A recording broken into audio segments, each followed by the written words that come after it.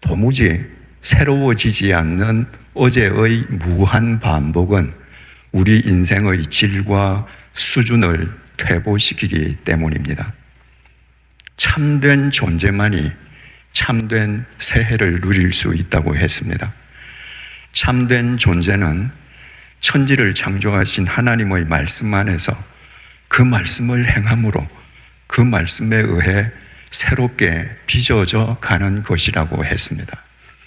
그래서 참된 존재가 될 때 그가 1년 중 어느 시점에 있든지 그는 매일 새해, 새날, 새 시간을 맞을 수 있는 것입니다. 새로운 존재가 되어서 새로운 인생을 산다는 것은 쉽게 표현하면 자기를 스쳐 지나가는 시간을 새롭게 사용하는 것을 의미합니다. 시간을 새롭게 사용하지 않고 새로운 존재, 새로운 인생이 되는 길은 없습니다. 여러분, 어제에 비해서 여러분들 오늘 좀 새롭게 시간을 사용하셨습니까? 만약 그렇지 않다면 여러분은 어제와 똑같은 삶을 산 것입니다. 내가 새로워져 간다는 것은 매일매일 새롭게 시간을 사용하는 것입니다. 여러분, 인생은 거창하지 않습니다. 우리를 스쳐 지나가는 1초 1초, 여러분 손목시계에서 지금 한 걸음 한 걸음씩 나아가고 있는 그 1초 1초가 바로 인생입니다. 그 1초 1초가 쌓여서 1시간이 되고 그 1초 1초가 하루가 되고 그 1초 1초가 한 달, 1년이 되고 그 1초 1초가 우리 인생이 되기 때문입니다. 그러므로 그 1초 1초를 새롭게 사용하는 사람이 새로운 존재로 새로운 인생을 살게 되는 것은 두말할 나위가 없습니다. 그런데 시간을 새롭게 사용한다는 것은 그냥 말하는 것처럼 쉽지 않습니다. 그리고 저절로 시간을 새롭게 사용할 수 있게 되는 것도 아닙니다. 시간을 새롭게 사용해서 새로운 인생을 살기 원한다면 성경 말씀처럼 시간을 새롭게 가꾸는 사람이 되어야 합니다. 에베소서 5장 17절 말씀입니다. 그런즉 너희가 어떻게 행할지를 자세히 주의하여 지혜 없는 자 같이 하지 말고 오직 지혜 있는 자 같이 하며, 이 말을 쉽게 설명하면 무엇을 하든지 지혜롭게 처신하는 사람이 되라. 여러분, 내가 지금 그리스도인으로서 무엇을 하는데 이 순간 이 상황 속에서 내가 어떻게 처신해야 하는가? 지혜롭게 분별하지 않는 사람이 시간을 새롭게 사용할 수 있겠습니까? 그런즉 너희가 어떻게 행할지를 자세히 주의하여 지혜 없는 자같이 하지 말고 오직 지혜 있는 자같이 하여 세월을 아끼라. 때가 악하니라. 세월을 아끼라. 때가 악하다. 우리는 흔히 아이들한테 시험 공부하지 않고 펑펑 놀면 시간 좀 아껴. 정해진 시간 내에 효율적인 결과물을 얻는 것을 시간을 아낀다고 얘기합니다. 그런데 이 에베소서 5장에서 세월을 아끼라고 번역된 헬라어 엑사고라조는 건져 올리라는 말입니다. 여러분, 하루 24시간은 우리를 똑같이 스쳐 지나갑니다. 그런데 영원한 진리의 말씀으로 그 시간을 건져 올리는 사람이 있고 자기 욕정으로, 욕망으로 그 시간 다 흩날려 버리는 사람이 있습니다. 여러분은 오늘 하루 몇 시간, 몇십 분, 몇 초를 건져 올렸습니까? 그런즉 너희가 어떻게 행할지를 자세히 주의하여 지혜 없는 자같이 하지 말고 오직 지혜 있는 자같이 하여 세월을 아끼라. 때가 악하니라. 그러므로 어리석은 자가 되지 말고 주의 뜻이 무엇인가 이해하라. 여기서 이해하라라는 것은 깨달으라 이 말입니다. 엄벙덤벙 산다고 시간 다 날려버리지 말고 이 순간에 무엇이 주님의 뜻일까 깨달아라. 지금 사도 바울이 어떻게 일평생 시간을 새롭게 가꾸면서 새로운 인생을 살았는지 자기의 고백과도 같은 말씀인데 보세요. 중간에 세월을 아끼라, 세월을 건져 올리라 라는 말이 중간에 있습니다. 그 앞에 네가 어떻게 처신할까 지혜롭게 분별하라는 말이 있습니다. 그 마지막에 주님의 뜻이 무엇인지 깨달아라.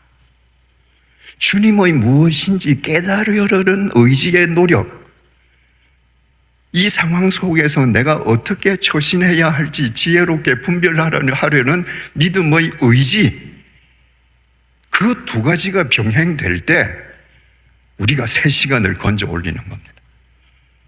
그 새 시간을 건져 올릴 때 우리는 그 새 시간을 새롭게 사용하고 새로운 인생, 새로운 존재로 살아가는 겁니다. 바울이 또 골로새서 4장 5절에서 이렇게 말합니다. 외인에 대해서는, 이 외인은 주님을 믿지 않는 불신자를 의미합니다. 외인에 대해서는 지혜로 행하여 불신자들은 지혜로 대해라. 여러분, 이 세상에는 믿는 사람보다 믿지 않는 사람들이 월등히 많습니다. 그 말은 바꾸어 말하면 우리가 세상 속에서 하루 살아가는데 믿는 사람하고 관계하는 것보다 믿지 아니하는 사람하고 관계하는 시간이 훨씬 많습니다. 그 믿지 않는 사람하고 관계를 할 때 지혜롭게 그들을 대하라. 지혜가 없으면 어떻게 될까요? 믿지 않는 사람들의 시간에 동화됩니다. 내가 그리스도인인데 믿지 않는 사람들이 사용하는 시간에 내가 동화되어 버리면 그 시간만큼 허공에 날려버리는 겁니다. 믿지 않는 사람 시간에 동화되어서는 건져 올릴 것이 없습니다. 그래서 외인에 대해서는 지혜로 행하여 세월을 아끼라.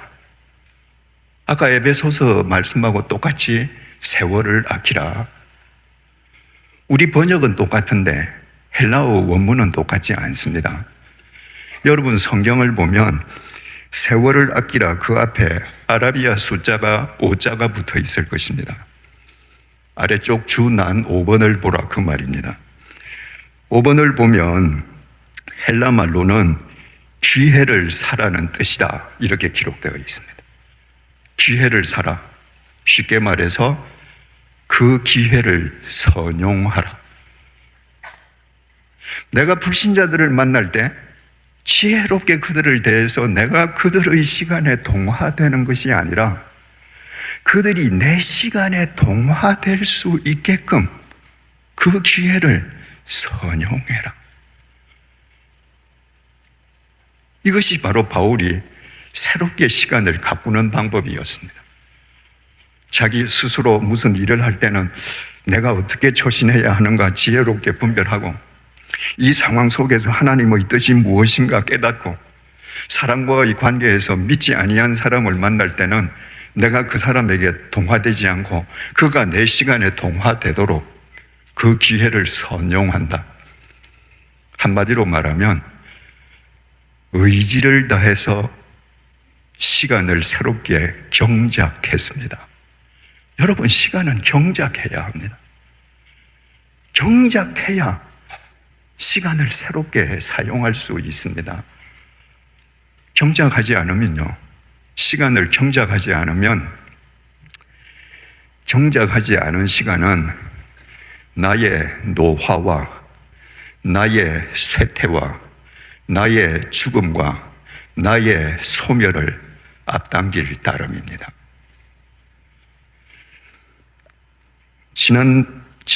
작년이군요. 8월 달에 제가 저희 집 뒤산에 개를 데리고 산책을 갔다가 왼쪽 발목 골절상을 입었습니다. 기프스 기간만 9개월이었습니다. 그리고 나면 또 이제 재활하는데 또 시간이 상당히 소요되지 않습니까? 제 나이에 이건 9개월 동안 기프스하고 집안에서도 화장실 가려고 해도 양팔에 목발을 짚어야 되고 이게 뭐야? 속상해만 했으면 70이 넘은 나이에 그 시간만큼 없어져 버리고 말았을 것입니다. 저는 이렇게 생각했습니다.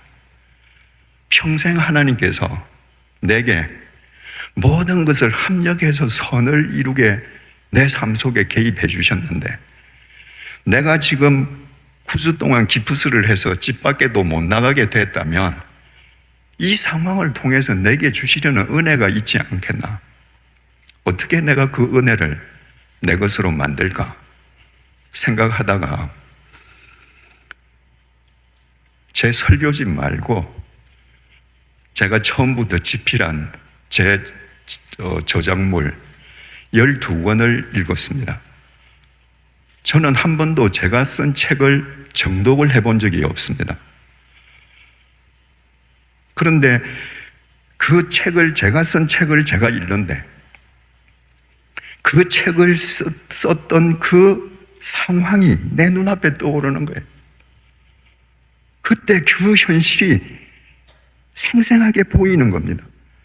그때 주님께서 내게 어떻게 은혜를 베풀어 주셨고 내 마음 속에 어떤 말씀이 파도치게 하고 하늘에서 하나님의 섭리가 어떻게 폭포수처럼 쏟아졌던지 생생하게 기억이 나는 겁니다.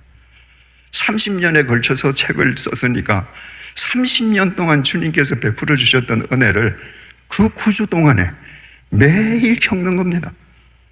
얼마나 울었는지 모릅니다. 그 9주가 있었기 때문에 제가 70이 넘은 제 나이에 미래를 더 영성 깊게 살 수 있는 은혜를 내 것으로 만들었습니다. 제가 그 책을 읽으면서 주님께서 나로 하여금 이렇게 은혜 속에서 살게 했는데 그동안에 내 영성이 메말라 있었구나. 제 다리가 부러진 것은 앞으로 내 노년의 인생을 더 주님 안에서 살게 해 주시려는 주님의 은총임을 감사하지 않을 수 없는 겁니다. 시간은 이렇게 경작하는 거예요. 시간을 날마다 의지를 다해서 경작하는 것은 자기의 가치와 수준을 극대화시키는 겁니다. 어린아이가 있는데요. 꿈이 태권도 국가대표 선수가 되는 겁니다. 어린아이 주먹에 무슨 힘이 있겠습니까? 그 아이는 오로지 태권도 국가대표 선수. 그래서 날마다 태권도 국가대표 선수가 되기 위해서 자기 의지를 다해서 자기 시간을 경작합니다. 그 힘없던 주먹이 벽돌을 1장 깨고 2장 깨고 10장을 깨고 나중에는 벽돌 20장을 두부처럼 깨트리는 국가대표 선수가 되는 겁니다. 만약에 그 어린아이가 자기 시간을 경작하지 않으면 국가대표 선수가 안 되는 거 아닙니까? 그 힘없는 주먹의 아이가 국가대표 선수가 되기 위해서 자기 시간을 경작하는 것은 자기의 가능성을 극대화하는 겁니다. 여러분들에게 매일 24시간이 주어지는데 그 24시간을 하나님 앞에서 새롭게 쓰는 새로운 인간이 되기 위해서 의지를 다해서 그 시간을 새롭게 경작해 갈 때 여러분들의 삶의 수준과 질은 여러분들의 상상을 초월할 정도로 극대화되는 겁니다. 여러분, 주님께서 내게 매일 선물로 주시는 시간을 내 의지를 다해서 경작하고 내 삶이 주님 안에서 새로운 삶으로 극대화되어 가는 것을 본다는 것은 얼마나 감격적인 일입니까? 하지만 성경에는 자기 시간을 경작하지 않아서 어이없게도 황금 같은 천하보다 더 소중한 자기 생명을 갉아먹었던 사람들이 비일비재 등장합니다. 3차 전도 여행을 마친 사도 바울이 예루살렘을 찾아서 성전에 들어갔습니다. 그 성전 안에서 에베소에서 온 유대인이 바울을 보았습니다. 그리고 성전 안에 있는 예루살렘 유대인들을 선동했습니다. 저 바울이라는 작자가 하나님을 모독하고 성전을 모독한다고 다 거짓말이었습니다. 여러분, 이 세상에는요, 자기 목적을 위해서 선동하는 악행을 저지르는 사람이 있는가 하면 간단하게 선동당하는 무지한 사람들이 있습니다. 왜 우리 주위에, 우리 사회에 그렇게도 선동하는 사람들이 많습니까? 아무 생각 없이 선동당하는 무지한 사람들이 많기 때문에 그렇습니다. 그 성전에 있던 예루살렘 유대인들이 간단하게 선동당했습니다. 바울 죽여라. 끌고 나갑니다. 돌에 쳐서 죽이려는 거예요. 성전 뜰에서 대소요가 일어났다는 소식을 예루살렘 천부장 루시아가 들었습니다. 시하 군대를 거느리고 긴급 출동을 해서 바울을 잡아다가 로마 진영 내에 있는 감옥에 투옥시켰습니다. 천부장은 3가지 사실을 확인했습니다. 바울이라는 사람은 로마 천부장 자기가 보호해 주어야 할 로마 시민권자다. 2번째, 바울은 로마 제국의 실정법을 어긴 범죄자가 아니다. 3번째, 저 무고한 로마 시민을 암살하기 위해서 바울을 죽이기 전에는 먹지도 않고 마시지도 않겠다고 결단한 비밀 암살단이 지금 바울 생명을 노린다. 그래서 천부장이 밤중에 로마 군인의 호의 속에서 바울을 총독이 있는 가이사라로 보냅니다. 대제사장 무리가 간밤에 천부장 루시아가 바울을 가이사라로 빼돌렸다는 사실을 알고 가만히 있겠습니까? 사도행전 24장 1절입니다. 닷새 후에, 그러니까 천부장이 바울을 가이사라로 빼돌린 닷새 후에 대제사장 아나니아가 어떤 장로들과 한 변호사 더둘로와 함께 내려와서 총독 앞에서 바울을 고발하니라. 대제사장 무리가 가이사라까지, 총독 관저가 있는 가이사라까지 내려와서 총독의 법정에서 직접 바울을 고발했습니다. 반드시 바울을 유죄로 만들기 위해서 더둘로라고 하는 변호사를 데리고 와서 변호사로 하여금 고발하게 했습니다. 고발 내용은 전부 거짓말이었습니다. 대제사장 무리가 변호사까지 데려와서 바울을 고발해서 죽이려고 하는 것은 바울 때문에 자신들의 기득권이 흔들릴까 봐, 철옹성 같은 자신들의 종교 권력, 경제 권력을 고수하기 위함이었습니다. 총독이 바뀌었습니다. 베스도 총독이 신임 총독으로 부임해 왔습니다. 사도행전 25장 1절에서 3절이 이렇게 증언합니다. 베스도가 부임한 지 3일 후에 가이사랴에서 예루살렘으로 올라가니 대제사장들과 유대인 중 높은 사람들이 바울을 고소할세 베스도의 호의로 바울을 예루살렘으로 옮기기를 청하니 이는 길에 매복하였다가 그를 죽이고자 함이더라. 신임 총독이 부임해서 예루살렘으로 올라갔더니 예루살렘에 있는 대제사장 무리가 이번에도 바울을 고소했습니다. 아까 24장에서 고소하지 않았습니까? 25장에서 또 고소했지요. 그 시차가 얼마가? 2년입니다. 2년. 2년이면 한 인간이 의지를 다해서 자기 인생 시간을 새롭게 경작할 충분한 시간입니다. 2년이 지났는데도 대제사장 무리는 2년 전과 똑같이 바울을 고소합니다. 아니, 더 나빠졌습니다. 2년 전에는 오로지 총독의 결정에 의해서 바울을 유죄로 만들려고 했는데 이번에는 예루살렘에 온 총독들어 총독 각하 가이사랴에 구금되어 있는 바울을 예루살렘으로 데리고 와서 재판을 해 주십시오. 이유는 암살단을 길에 매복시켜 뒀다가 길에서 바울을 죽여버리기 위함이었습니다. 그 2년 전에는 총독의 권한으로 죽이려고 했는데 이제는 총독 못 믿겠다. 우리 손으로 죽여야 되겠다. 더 나빠졌습니다. 여러분, 내가 내 시간을 의지를 다해서 경작하지 않으면요, 그 시간이 그대로 있지 않습니다. 우리는 죄성을 지닌 인간이거든요. 내 시간을 경작하지 않으면 내 시간은 내 욕망으로 점점 오염됩니다. 더 악화됩니다. 바늘 도둑이 소도둑이 되는 겁니다. 그래서 자기 시간을 새롭게 경작할 줄 몰랐던 대제사장 무리는 언제나 성경뿐만 아니라 유럽의 문학에서도 타락한 종교 지도자의 대명사로 나옵니다. 여러분, 이스라엘의 초대 왕은 사울 왕이지 않습니까? 동서고금을 막론하고 어느 나라든지 많은 왕이 있을 수 있는데 초대 왕은 한 사람밖에 없습니다. 신라는 천년왕국 아닙니까? 그 천년 동안에 신라에는 56명의 왕이 있었습니다.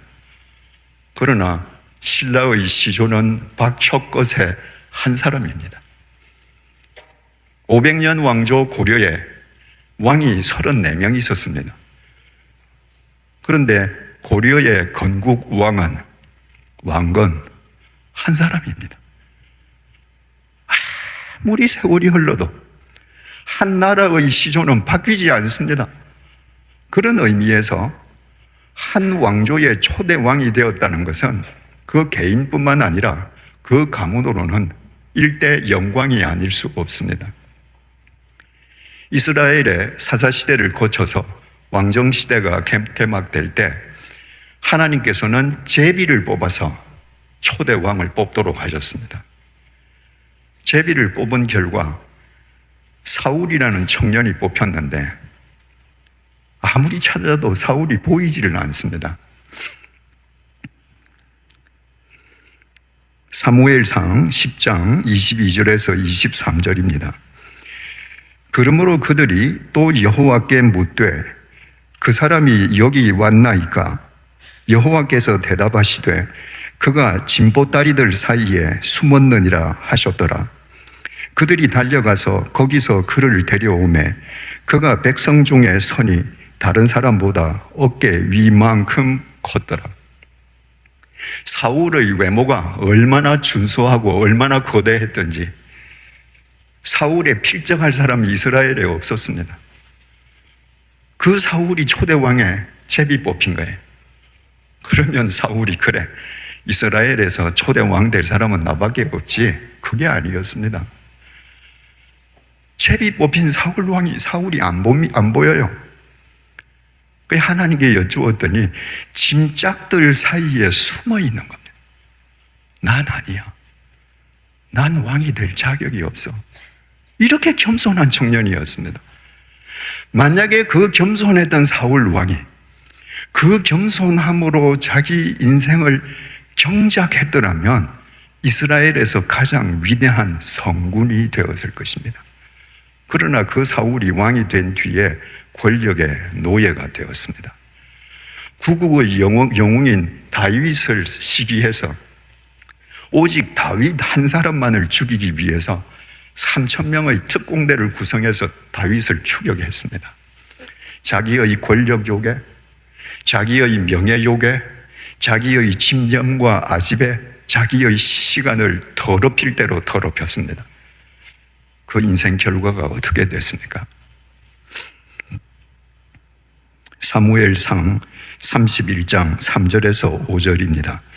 사울이 패전하매 사울이 온 국력을 기울인 블레셋과의 전투에서 패전했습니다. 활 쏘는 자가 따라잡으니 사울이 그 활 쏘는 자에게 중상을 입은지라. 블레셋의 궁수가 도망가는 사울 왕을 쫓아와서 활을 쏘았는데 사울이 그 화살을 맞았습니다. 맞는 순간에 나는 이제 더 이상 못 산다. 사울이 직감했습니다. 그가 무기를 든 자에게 이르되 내 칼을 빼어 그것으로 나를 찌르라. 할례받지 않은 자들이 와서 나를 찌르고 모욕할까 두려워하노라 하나 무기를 든 자가 심히 두려워하여 감히 행하지 아니하는지라. 사울 왕이 시종에게 말했습니다. 네 칼을 빼서 나를 찔러라. 내가 어떻게 할례받지 않는 저 적군들에게 찔려서 죽으면서 내가 수모를 당하겠느냐. 그 시종이 어떻게 자기가 섬기는 왕을 찌르겠습니까? 못 찔렀습니다. 이에 사울이 자기의 칼을 뽑아서 그 위에 엎드러지매 화살을 맞고 중상을 입은 사울이 칼을 뽑아서 칼로 자기 배를 찌를 힘이 없었습니다. 그래서 그 칼을 잡고 그 칼 위에 엎드러졌습니다. 즉사했습니다.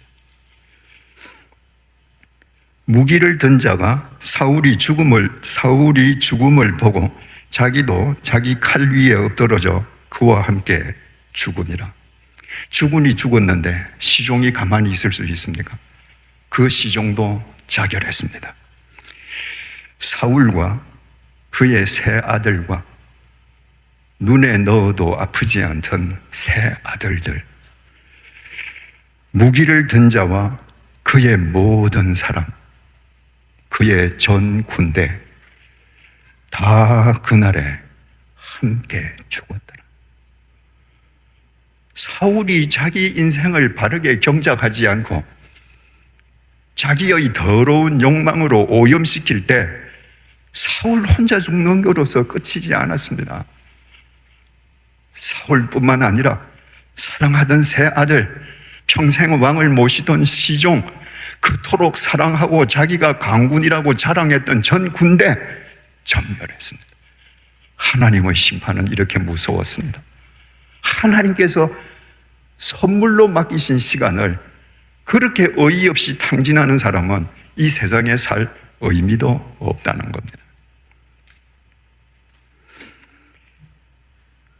예수님께서 체포당하시기 전에 제자들과 함께 겟세마네 동산으로 가셨습니다.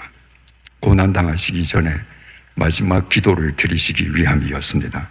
본문 36절입니다.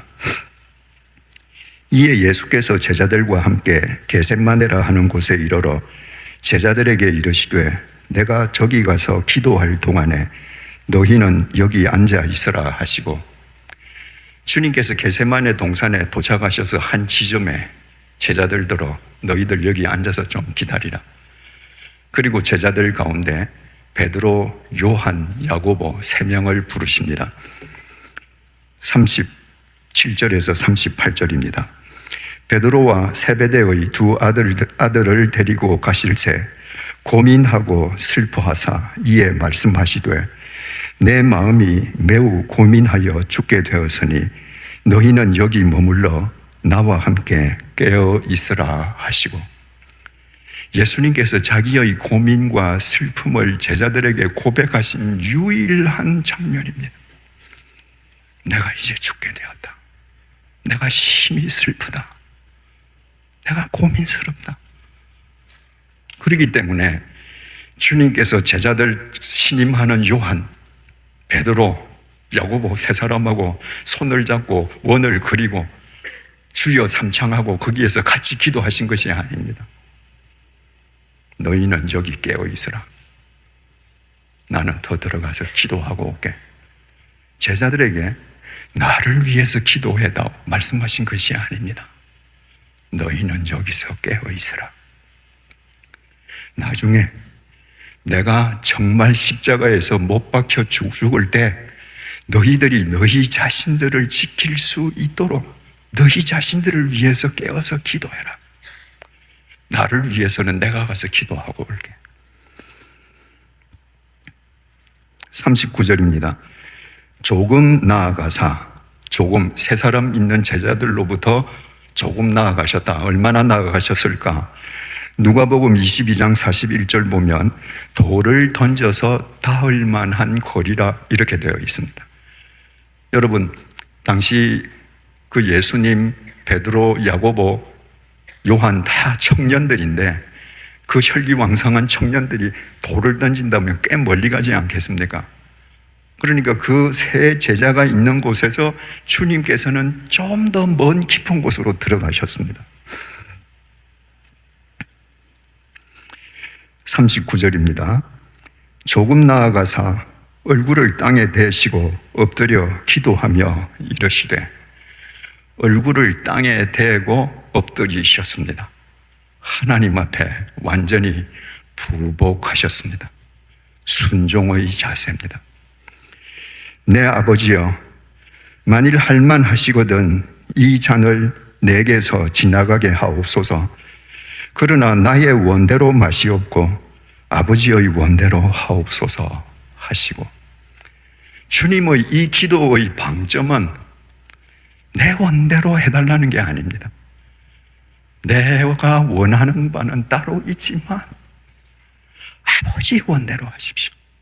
아버지 원대로 하십시오.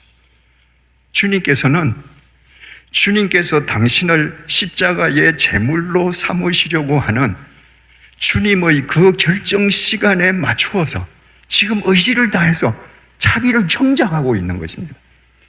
그 시간을 담대히 받아들일 수 있도록 주님, 내 뜻이 아니고 아버지 원대로 하십시오.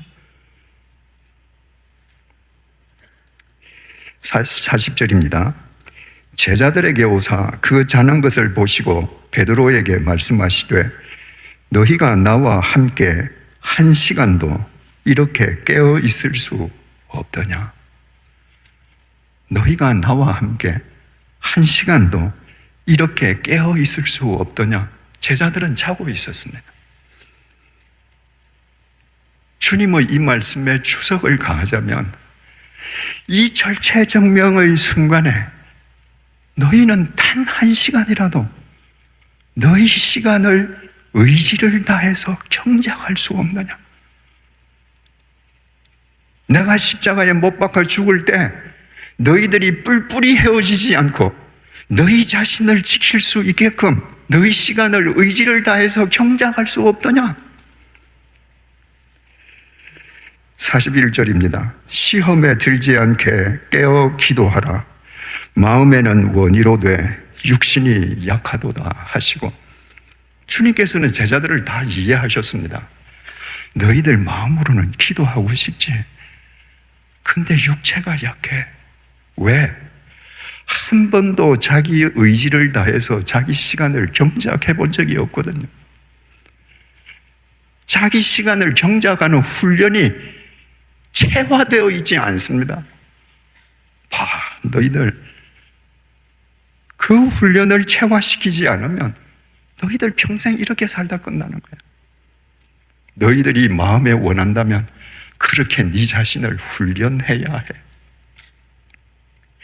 주님께서는 내가 원하는 바가 있지만 주님의 뜻을 이루기 위한 용기를 얻기 위해서 의지를 다해서 자기 시간을 지금 경작하고 있는데, 제자들은 그 결정적인 시간을 잠과 바꾸었습니다. 그때 베드로가 어떤 짓을 합니까? 기도를 마친 주님께서 제사장들의 군병들에게 잡혀서 제사장 집으로 가시지 않습니까? 베드로는 충격이었습니다. 베드로가 이 세상 모두가 다 주를 버릴지언정 나는 내가 목숨을 버릴지언정 주님을 버리지 않고 따릅니다 라고 호언장담할 때까지만 해도 하나님의 아들이신 예수님께서 군병들에게 잡혀가서 무기력하게 십자가에 못 박혀 죽는다, 있을 수 없는 일이라고 여겼습니다. 근데 지금 자기 앞에서 예수님이 잡혀가는 거예요. 대제사장 뜰에 가서 뺨도 맞습니다. 무기력하기 짝이 없습니다. 그 순간에 누군가가 베드로에게 묻습니다. 너도 예수하고 한패지? 베드로가 뭐라고 대답합니까? 마태복음 26장 70절. 베드로가 모든 사람 앞에서 부인하여 이르되 나는 내가 무슨 말을 하는지 알지 못하겠노라. 난 네가 무슨 말 하는지 모르겠어. 아니야 너 예수 패거리 맞잖아. 두 번째 베드로의 대답, 마태복음 26장 72절입니다. 베드로가 맹세하고 또 부인하여 이르되 나는 그 사람을 알지 못하노라 하더라. 유대인들의 맹세는 모두 하나님의 이름으로 하는 겁니다. 베드로가 하나님의 이름으로 맹세했습니다. 나는 저런 인간 모른다고요. 또 말했습니다. 아니야 너 맞잖아. 네 말투가 갈릴리 말투잖아. 너 예수패 맞잖아. 세 번째, 마태복음 26장 74절입니다. 그가 저주하며 맹세하여 가로되 나는 그 사람을 알지 못하노라. 3년 동안 예수님과 동거동락했던 베드로가 자기 목숨 구하기 위해서 예수를 저주했습니다. 그리고 또 맹세했습니다. 하나님의 이름으로 맹세하거니와 나 저런 인간 몰라. 저런 저주받은 인간 나는 몰라. 여러분, 의지를 다해서 자기 시간을 경작하지 않을 때 예수의 제자라는 베드로가 보인 행태가 이런 행태였습니다. 우리라고 다를 거 있겠습니까? 사도행전 3장은 성전 미문 앞에서 베드로가 놀랍게도 선천성 하반신 마비자를 고쳐주는 이야기가 등장합니다. 사도행전 3장에.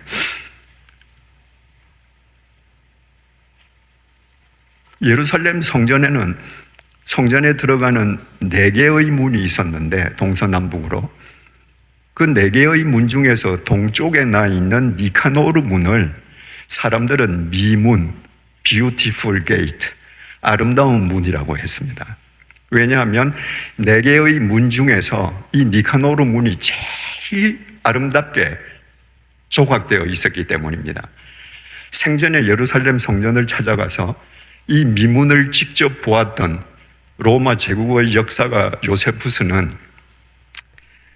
그 니카노르 문은 고린도 황동으로 만들어져 있는데 아침에 동쪽에서 해가 뜨면 그 햇빛을 반사하는 그 니카노르 문의 아름다움은 설명할 길이 없다고 그랬습니다. 그 미문 앞에 하반신 마비자가 앉아 있는 거예요. 그 하반신 마비자에게 이 미문은 그림의 떡입니다. 그 하반신 마비자는 아침이 되면 다른 사람들이 메어다가 그 자리에 놓습니다. 그리고 저녁이 되면 또 다른 사람이 메어가니까 앵벌이죠. 사도행전 3장 2절에서 8절입니다. 나면서 못 걷게 된 이를 사람들이 메고 오니 이는 성전에 들어가는 사람들에게 구걸하기 위하여 날마다 미문이라는 성전 문에 두는 자라. 그가 베드로와 요한이 성전에 들어가려 함을 보고 구걸하거늘 베드로가 요한과 함께 더불어 주목하여 이르되 우리를 보라 하니 그가 그들에게서 무엇을 얻을까 하여 바라보거늘 베드로가 이르되 은과 금은 내게 없거니와 내게 있는 이것을 내게 주노니 나사렛 예수 그리스도의 이름으로 일어나 걸어라 하고 오른손을 잡아 일으키니 발과 발목이 곧 힘을 얻고 뛰어 서서 걸으며 그들과 함께 성전으로 들어가면서 걷기도 하고 뛰기도 하며 하나님을 찬송하니. 베드로와 요한이 성전 미문으로 들어가려고 하는데 이 하반신 마비자 거린이 베드로와 요한을 보고 한 푼 줍쇼 했습니다. 이 거린이 요한을 보았다라고 하는 동사가 헬라어로 에이도라고 기록되어 있습니다. 영어로는 to see. 그냥 의미가 있어서 보는 게 아니라 내 망막 속에 들어왔기 때문에 보는 겁니다. 여러분들 오늘 이 예배당에 오실 때까지 여러분들 망막 속에 많은 것들이 투영됐을 거예요. 자동차도 사람도 전신주도. 근데 그 의미를 두고 보시지 않았지 않습니까?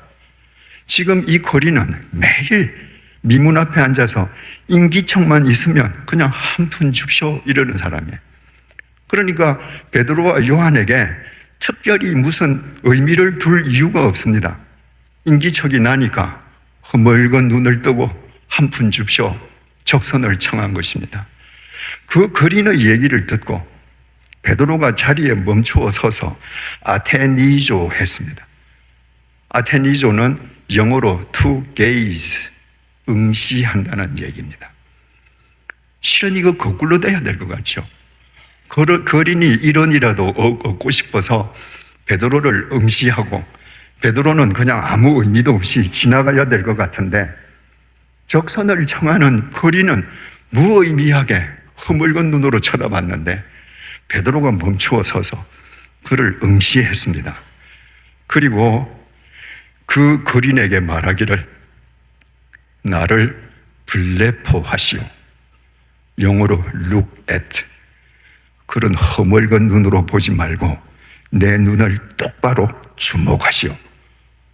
그랬더니 이 거린이 무엇을 얻을까 해서 베드로를 에페코 했습니다. 에페코라는 것은 give attention, 모든 시선을 집중시키는 겁니다. 여러분, 이 장면이 동영상으로 머릿속에 그려지시죠? 거린이 앉아있다가 싱글건 눈으로 한 분 줍쇼 이랬는데 베드로가 서서 그를 응시하면서 형제여 나를 주목하시오. 그랬더니 이 거린이 자세를 가다듬으면서 고개를 쳐들어서 베드로의 눈에 온 시선을 집중합니다. 땅바닥에 앉아서 베드로의 눈을 올려다보는 이 거린의 시선과 서서 이 거린을 내려다보는 베드로의 시선이 맞부딪힙니다. 그 순간에 베드로가 그 거린의 손을 잡고 말합니다. 형제여, 당신이 요구하는 은과 금은 나한테 없습니다. 그러나 나한테 있는 것이 있습니다. 나사렛 예수의 이름으로 일어나 걸으세요. 벌떡 일어났습니다. 이 거린이 나이가 40여 세쯤 되었다고 되어 있는데 그 미문에 앉아서 거린 생활을 40년 동안 하는 동안에 자기의 눈속을 들여다본 사람도 베드로가 처음이고 자기의 손을 잡아준 사람도 베드로가 처음이었을 것입니다. 그 순간에 주님의 역사가 일어나는 것입니다. 여러분, 대제사장의 집들에서 네가 하는 말 무슨 말인지 모르겠네. 내 하나님의 이름으로 맹세하는데 나 저 예수라는 작자 몰라. 내가 하나님의 이름으로 맹세하건대 저 저주받은 예수 나 몰라. 그때 베드로하고 지금 딴판입니다. 그때의 베드로라면 이 베드로가 거린이 에이도 힘을건 눈으로 쳐다보고 한 푼 줍쇼 하는데 그 자리에 멈추어 서서 베드로가 응시하겠습니까? 자기 눈을 들여다보라 그러겠습니까? 그 더러운 거린의 손을 잡겠습니까? 예전의 베드로와 성전 미문 앞의 베드로가 어떻게 이런 차이가 났습니까? 사도행전 3장 1절입니다. 제9시 기도 시간에 베드로와 요한이 성전에 올라갈새 경건한 유대인들은 하루에 3번씩 성전을 찾아가서 기도했습니다. 아침 9시, 낮 12시, 오후 3시. 사도행전에서 말하는 제9시는 오후 3시입니다. 사도행전 3장의 베드로는 성령 강림 사건 이후에 하나님에게 기도하면서 자기의 시간을 의지를 다해서 경작하는 사람이 되었습니다. 말씀으로, 믿음으로, 기도로 자기 시간을 의지를 다해서 경작할 때 예전의 베드로와는 전혀 딴판인 새로운 베드로가 되었습니다. 그 베드로를 주님께서 당신의 통로로 사용하신 것입니다. 주님의 은혜를 생각할 때마다 가끔 제 젊은 시절을 되돌아보곤 합니다. 제 젊은 시절에 저는 허랑방탕하게 살았습니다. 제게 주어진 모든 시간을 방탕으로 다 날렸습니다. 그래서 제 젊은 시절의 그 황금 같은 시간은 물거품처럼 다 사라지고 말았습니다. 그런데 84년 8월 2일 새벽 2시에 주님께서 핀셋으로 저를 불러내셨습니다. 그때 제가 새로운 삶을 산 게 아닙니다. 똑같이 방탕한 삶을 살면서 꼭지가 돌도록 술에 취해 있었습니다. 술 취한 저를 주님께서 치워내셨습니다. 그리고 주님의 은혜를 내려주셨습니다. 그 은혜가 고마워서 제 나름대로 제 의지를 다해서 주님께서 제게 주시는 시간을 경작하려고 애를 써왔습니다. 그 결과 부족하지만 주님께서 당신의 조그만 통로로 사용해 주십니다. 사랑하는 교우 여러분, 의지를 다해 시간을 가꾸지 않으면, 경작하지 않으면 우리는 새로운 삶을 살 수 없습니다. 우리가 비록 예수님을 면전에서 부인하고 가장 결정적인 순간에 십자가에 못 박히는 예수님을 버리고 출행난친 베드로였다 할지라도 주님께서 우리에게 맡겨주신 시간을 우리의 의지를 다해서 경작해가면 주님께서는 우리를 무사람을 살리는 새로운 베드로로 사용하실 것입니다. 왠지 아십니까? 2000년 전에 베드로와 함께 하셨던 주님께서 오늘 이 시간에 우리와 함께 하고 계시기 때문입니다.